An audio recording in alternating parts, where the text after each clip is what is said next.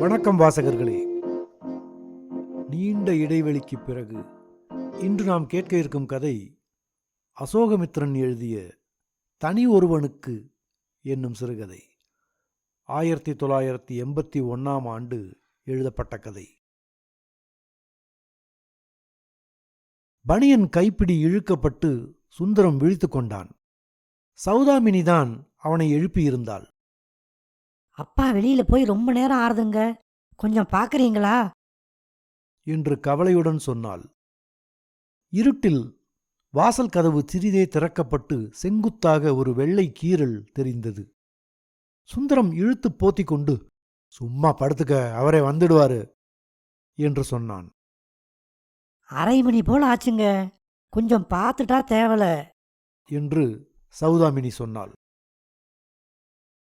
ஐயோ, தொந்தரவு செய்யாதேயே, மனுஷனை கொஞ்சம் தூங்க விடு.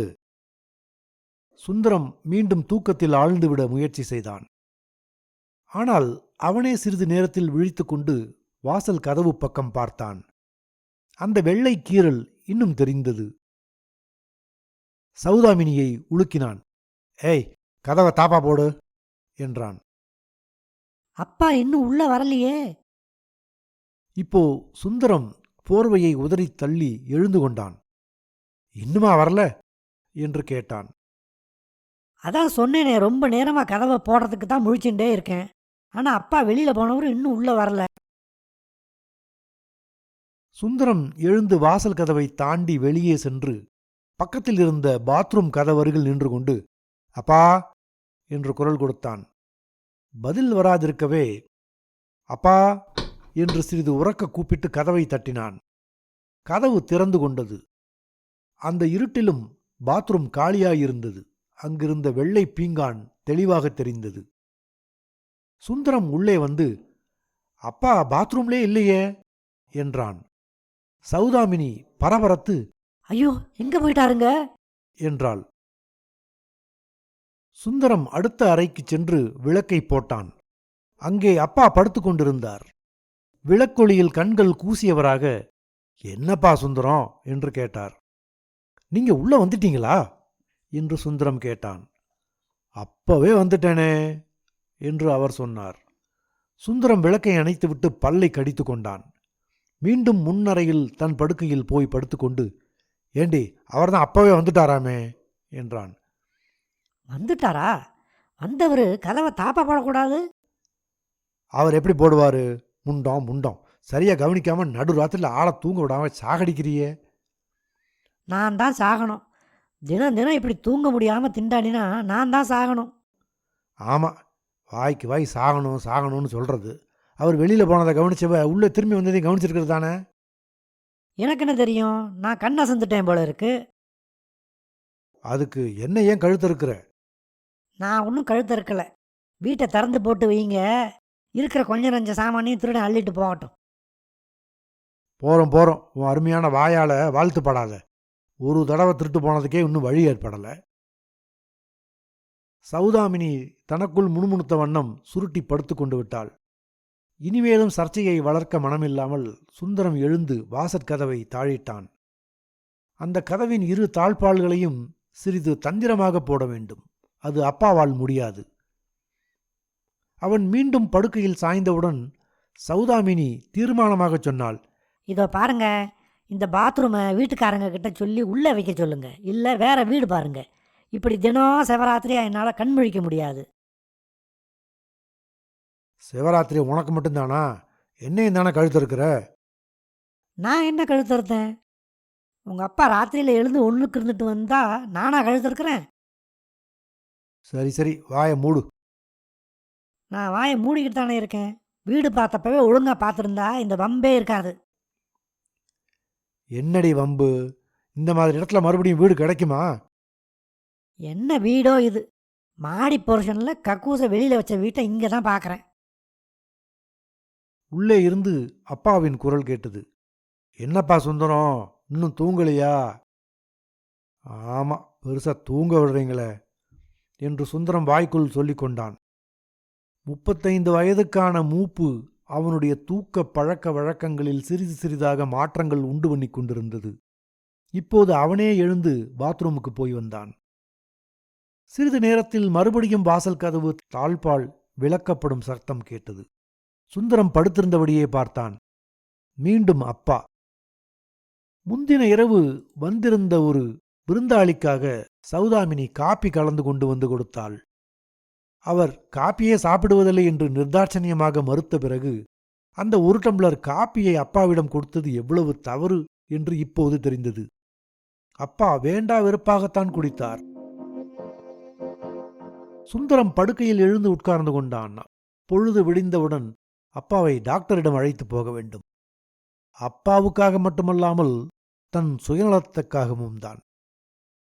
இம்முறையும் ஏனோ அப்பா வெகுநேரம் எடுத்துக்கொண்டார். அவர் திரும்பி உள்ளே வந்தாரா இல்லையா என்று நிச்சயமாக தெரியவில்லை. சுந்தரம் எழுந்து அடுத்த அறை விளக்கை போட்டான். அப்பா இல்லை. வாசல் கதவும் உள் தாளிடப்படாமல் மூடியிருந்தது. பாவம் அப்பா என்ன சிரமப்பட்டுக் கொண்டிருக்கிறாரோ. அவன் அப்பாவை போய் பார்க்கலாமா வேண்டாமா என்று யோசித்திருந்த நேரத்தில் காலிங் பெல் அடித்தது. அந்த வீட்டில் அது உறக்கச் செயல்படும் சாதனம். ஊரே அமைதியில் ஆழ்ந்திருக்கும் அந்த வேளையில் அந்த சத்தம் பட்டறை சம்மட்டி போல கேட்டது. சௌதாமினி, சுந்தரத்தின் அம்மா, வேலைக்கார பெண் எல்லோரும் விழித்துக் கொண்டு விட்டார்கள். சுந்தரம் விரைந்து சென்று கதவை திறந்தான். வெளியே அப்பா நின்று கொண்டிருந்தார். என்னப்பா இது என்று சுந்தரம் கேட்டான். கதவு மூடிண்டு திறக்கவே மாட்டேன்னுது. உங்களைத்தான் இழுத்து மூடிண்டு போகாதீங்கன்னு சொல்லியிருக்கேனேப்பா. நான் மூடலேடா, அதுவா மூடிண்டுடுச்சு. இந்த கதவு வேறு ஒரு கழுத்தறுப்பு. தாளிடாமல் மூடினாலே எப்படி எப்படியோ சிக்கிக்கொள்ளும். அப்பா உள்ளே சென்றவுடன் கதவை சரியாக மூட அதை ஒருமுறை முழுதாக சுந்தரம் திறந்தவன் ஒரு நிமிஷம் அப்படியே நின்றான். மாடி வீடுகள் நிறைந்த பகுதியாயிருந்தாலும் அங்கு எதிரே ஒரு சேரி உருவாகி இருந்தது. அந்த வீட்டில் குடிபுகுந்து 1 மாத காலத்தில் அவன் அந்த சேரியை கவனிக்க நேரிட்டதில்லை. அப்பா மாலை நேரத்தில் 1 கப் காப்பி அதிகமாக குடித்ததன் விளைவாக அவன் அன்று அந்த குடிசைகளை முதல் மாடியிலிருந்து மங்கலான இரவு வெளிச்சத்தில் நிதானமாக பார்க்க சந்தர்ப்பம் நேரிட்டது. எவ்வித அசைவோ சலனமோ இல்லாமல் அந்த குடிசைகள் சிறு சிறு திட்டுகள் போல் உறைந்து போயிருந்தன. ஆனால் நூற்றுக்கணக்கான மனித ஜீவன்கள் அக்குடிசைகளுக்கு உள்ளும் புறமும் சுவாசித்துக் கொண்டிருக்க வேண்டும். மனித உடலுக்கான எல்லா இயக்கங்களும் நிகழ்ந்து கொண்டிருக்க வேண்டும். அங்கும் அப்பா போல திண்டாடுபவர்கள் இருக்க வேண்டும். அது சரி, இந்த குடிசைகளுக்கான பாத்ரூம்கள் எங்கிருக்கின்றன? பல குடிசைகளுக்கு பக்கத்தில் தட்டி மறைவு இருக்கும். அது குளிப்பதற்கு. வீடுகளுக்கு இருப்பது போல இந்த குடிசைகளுக்கும் கட்டுத்திட்டம் வைத்திருந்தால் இந்த குளியல் தண்ணீருக்கு சீராக வாய்க்கால் வெட்டிவிட்டு எல்லா தண்ணீரும் சாக்கடையில் போய் சேர்ந்துவிட ஏற்பாடு செய்யலாம். ஆனால் அப்படி நேர்வதில்லை. ஒவ்வொரு குடிசையிடமும் ஒரு பள்ளம். மனிதர் குளிப்பதை ஒரே நேரத்தில் சுகாதாரமும் சுகாதாரமற்றதாகவும் மாற்றக்கூடிய பள்ளம். இது குளிப்பதற்கு. ஆனால் மறைவு தேவைப்படும் மற்றவைக்கு? சுந்தரம் உள்ளே வந்து படுத்துக்கொண்டான்.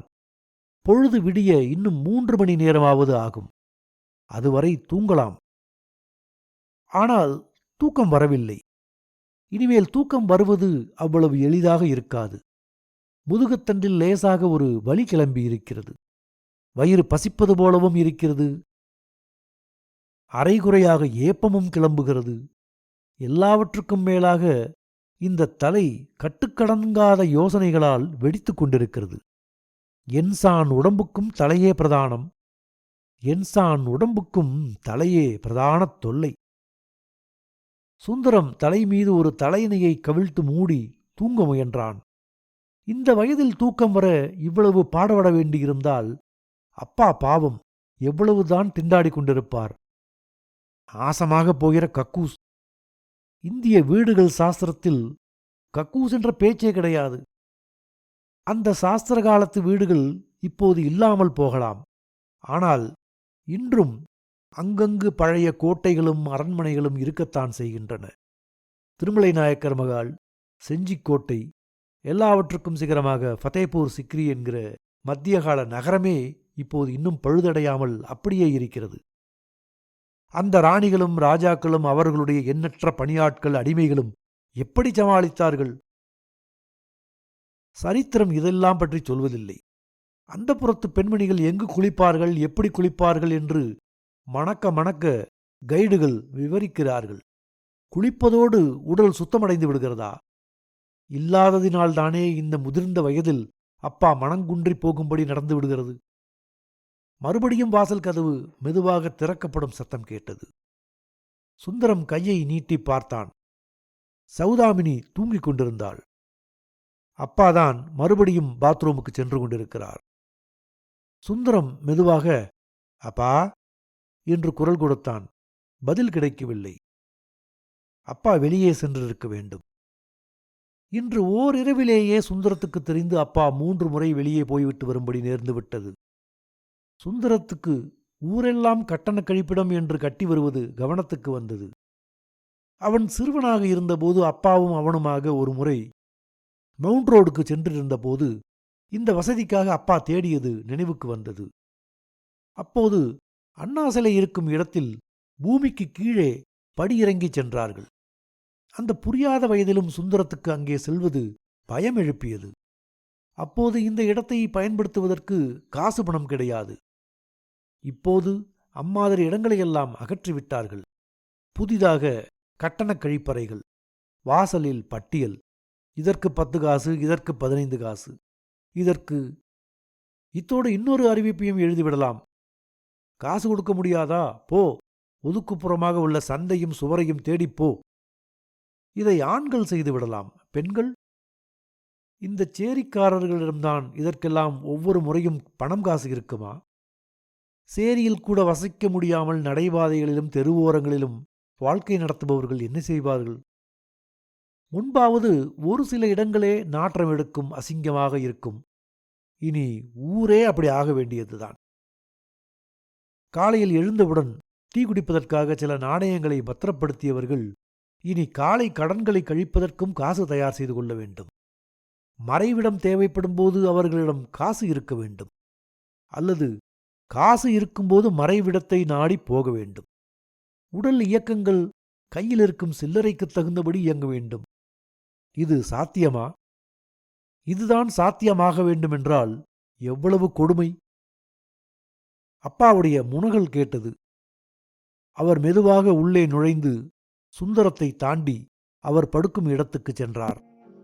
சுந்தரம் ஓசைப்படாமல் எழுந்து வாசல் கதவை தாளிட்டு வந்தான்.